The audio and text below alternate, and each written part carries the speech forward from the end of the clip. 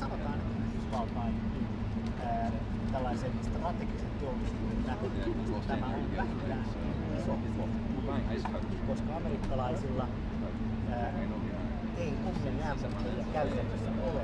Täällä Washingtonissa lasketaan vähän leikkiä, että amerikkalaisilla 2 vai 3 jäämäröjää, jotka toimivat. Ja tämähän on selkeä Venäjällä käytöllisiä jäämäröjä, joilla he pystyvät esimerkiksi paremmin maan aina sinne Alaskaan salmeen ja Yhdysvallankin siellä arktisilla alueilla pystyy samalla tavalla pitämään näitä kansainvälisiä väyliä auki, jotkalaisen voisivat sieltä kuotaan samoilla vesillä. Isän älä. Ainakin joo, ei?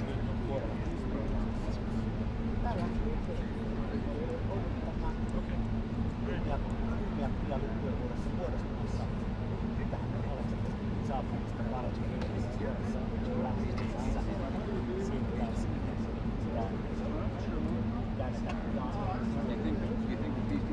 varaa sotilaisiin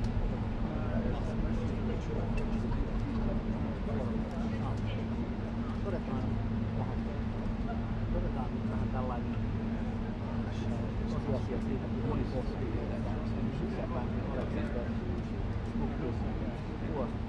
Okay, New Yorker. Ignore my touch. Ja sitten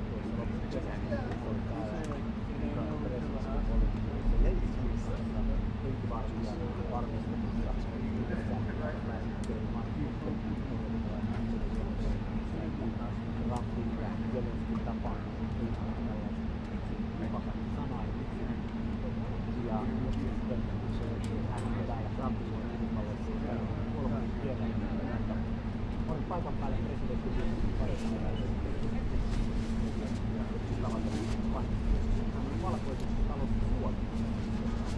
Beautiful, oh my goodness. The breeze. Kun ajatellaan tästä strategiaa, niin kyllähän tämä on ministeri lähdöstä. Sekä Sauli Niinistö että Aleksanterin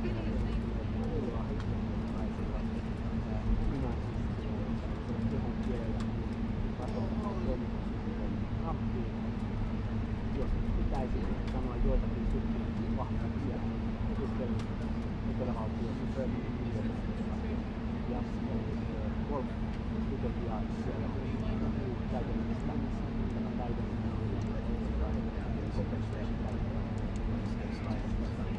englantia tarvittaessa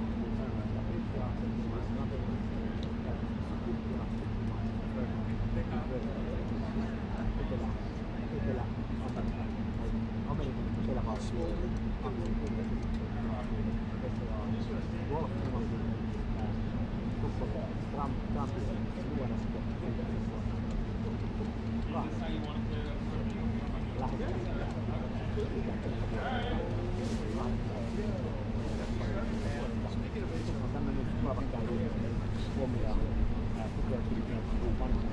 sanotaan vähän jänti ja tällaiset ylseet olen aika suora vaikutusta, että mielestäni on väärin jättää arvioita on. Ja valitettavasti Trumpajan diplomatiassa on niin, että esimerkiksi Ruotsin pääministeri että hänen tällainen kehokielessä ja karismansa Sammin vetoa Ruotsin on ollut Suomea vaatimattomissa hankelissa oikeastaan viimeisen 10 vuoden ajan, jotka ovat Trumpin ja Joe Bidenin huomattavasti aktiivisesti Ruotsista pääministeriä. Toki tähän vaikuttaa se, että turvallisuustilanteen kiristyessä Venäjän läheisyys asiaa, joka on tällaisia kiinnostuksia. Se on tällaisia kiinnostuksia myös mahdollisuus käyttää Lapisen rovaniemellä ja parhaillaanhan ECA-sopimuksen kahden rakennusprojekteja meneillään Rovaniemellä. Monta ulottuvuutta on Suomella Yhdysvaltain välttäisessä suhteessa. Todettakohan tähän väliin, että kuten arvata saattaa, niin aivan kello 10 Suomen aikaa ei tänne saapunut. Odotamme siis saapuvaksi presidentti Stubbia ja pääministeri Orpoa ja sitten presidentti Donald Trump ottaa heidät vastaan aivan hetken kuluttua. No niin, sieltä saa. Suomen lippu on laitettu keulaan.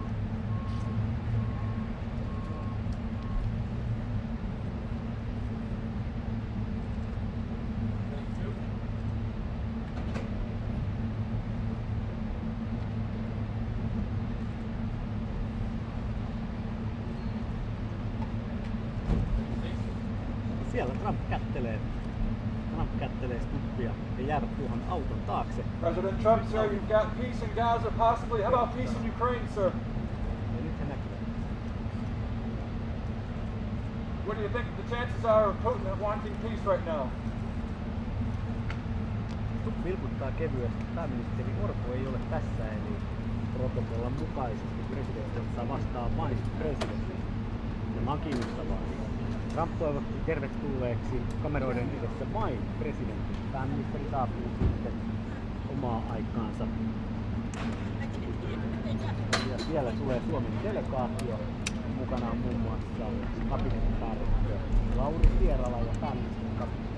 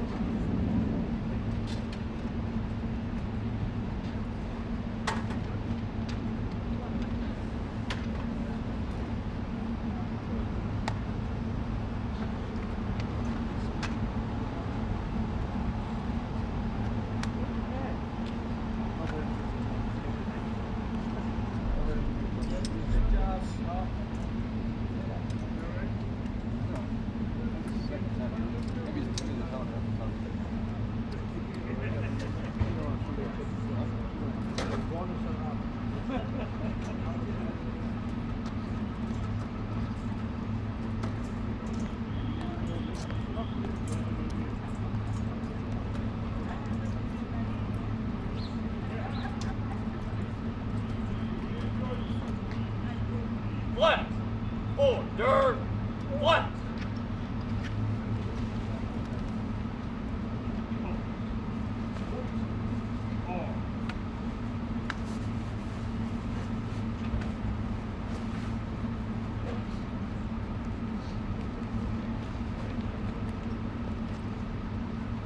Flat!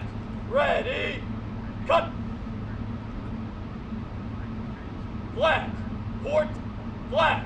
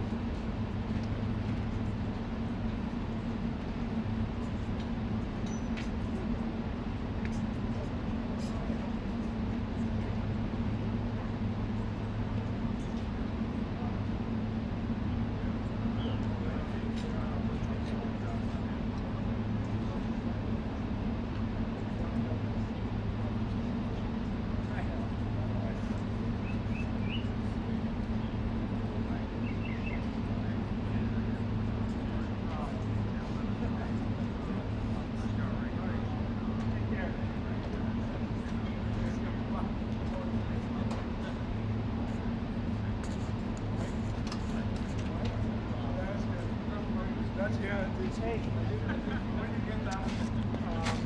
one of the engineers said maybe we should start doing this. I'm like, hey, that's not a bad idea.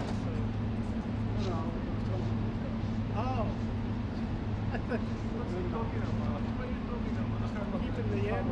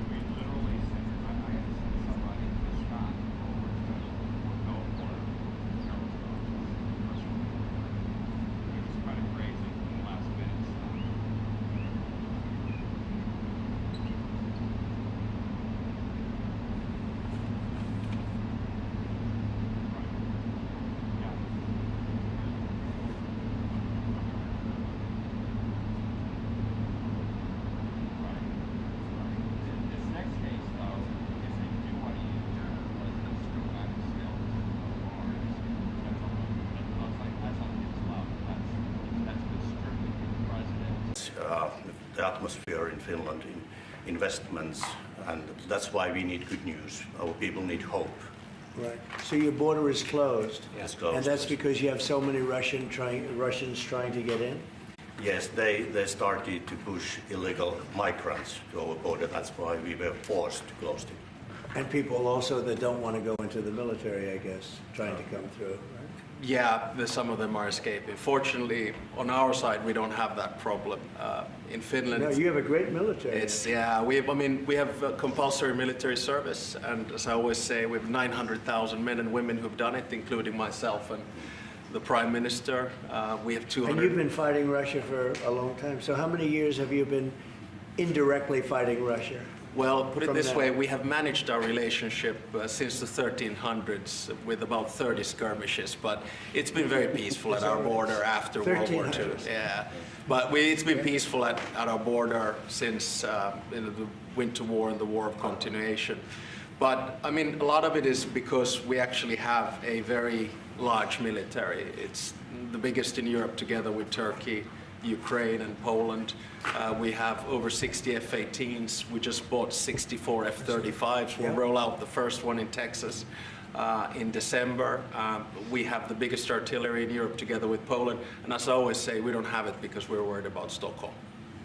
Well, you really have proportionately, I think, the largest military in the world, proportionately. It's quite big, yes, I have to admit. But, you know, we have it for defense purposes and also to build a deterrence. And it's worked, and I think that's one of the reasons that our relationship is so good as well. We have the Defense Cooperation Agreement with you. Right. We're new allies in NATO. Our defense expenditure is going north of 3%. We work very closely with you and the rest of our allies. And, you know, when you push the ceiling of defense expenditure in NATO to 5%, you can imagine that a country like Finland was quite pleased with that, because that means that all of the allies have to bring up their defense expenditure, and you basically increased our security just with that decision in The Hague. And I have to admit that having been to my first NATO summit in the summer of 2024, if someone would have told me that you will move from 2% to 5% after Trump enters, I would have said, go see a doctor. But, you know, well, you had to do it, and you were great about it. Spain has not been. Spain is the one that didn't do it. And so I think you people are going to have to start speaking to Spain. The only one that didn't do it, the only NATO country that didn't do it is Spain. And you'll figure what that's all about, right?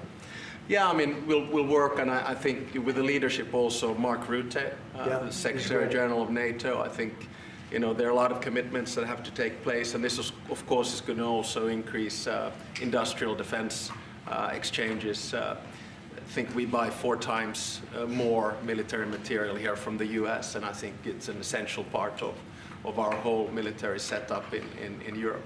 And it's good to be working on this together. But there's one thing that I wanted to mention also. I want to congratulate you for what we have seen in the past 24 hours in Gaza. Thank you. I think it's a historic deal. I went through the 20 points. It's almost like the best of record. You really see all the key elements. And if someone would have said a few weeks back that you and your team are able to push us to a position where there will be a ceasefire, an exchange of prisoners, hostages, and then a pullback, I would not have believed it. But it's this is what diplomacy is at its best, and I think it's a potentially huge deal. So congratulations to you and your team. Peace in the Middle East. Peace in the Middle East, yeah. And every country came together. Every single country came together, and people are shocked by it. But it's an amazing situation. Nobody thought it was going to happen. Thank you very much, and you've been of help too. You help always, but we are really working more closely together, having to do with Russia, Ukraine. Yeah. And I would have thought that would have been easier, because that would be number 8 for me, number 8. And I would have thought the Russia deal maybe would have been one of the easier ones. And unfortunately, last week they had over 7,000 soldiers die unnecessarily. So it's a terrible thing, but I think we'll be getting there hopefully soon. Yeah, probably we'll go, I mean, or you will be going piece by piece. I mean, there are only so many agreements that you can get done, and I think this one will be the next big one. Of course, this one needs to stick, and I'm sure it will, because the incentives are all there, and then we'll continue to work. I mean, the last time I was here in the Oval Office was with the other European leaders in August, and I think we did a lot of good advancement there on security arrangements. I think you pushed us Europeans hard not to buy oil and gas from Russia, which I think is a very correct decision. Europe just put down its 19th sanctions package. I think Russia is actually right now, both economically and militarily, not in a very strong place. And I think it's because of the commitments that we've made to Ukraine. So, you know, day by day on this one. We're going to get it worked out.